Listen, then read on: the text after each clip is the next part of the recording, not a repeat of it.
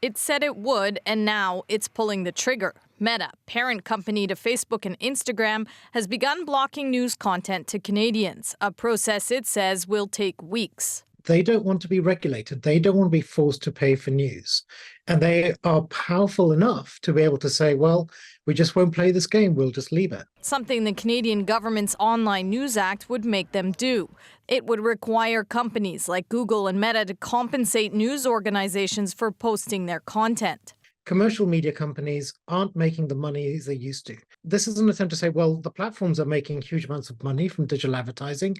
They dominate digital advertising. Let's redistribute that wealth. Let's say you follow CBC News on Instagram. Right now, you'd be able to pick from any of their posts. But in the coming weeks, you might instead see something like this.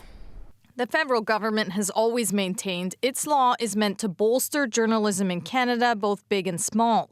The Online News Act is modeled after a similar law in Australia.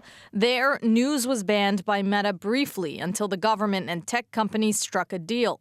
Critics say Meta likely doesn't think that's possible in Canada. They, if anything, are more likely to stand firm on this than what we saw in Australia, where there was an opening to negotiate with the government.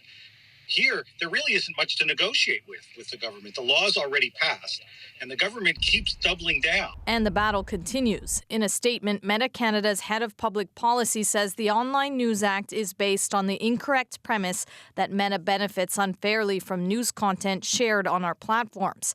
Heritage Minister Pascal St-Onge fired back, saying this is irresponsible, continuing with, if the government can't stand up for Canadians against tech giants, who will? Now, Sarah, this decision from Meta obviously has an effect on CBC as a media organization. What is this corporation's position? Well, CBC Radio-Canada re-echoing in a way what the Heritage Minister said there, saying this move from Meta is irresponsible, that it's an abuse of their market power. In a press release, the corporation said that this move leaves people who rely on the platform for news with unverified sources on their feeds, and they are hoping and asking Meta to reconsider its decision. Thanks, Sarah.